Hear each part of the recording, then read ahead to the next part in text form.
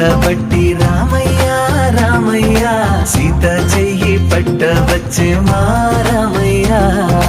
పెద్దలు వేసిన అక్షతలు, దేవుడు పంపిన దీవెనలు, ఇవిలో కుదిరిన దంపతులు ఈ చోట కలిసారు ఈ పాటికి.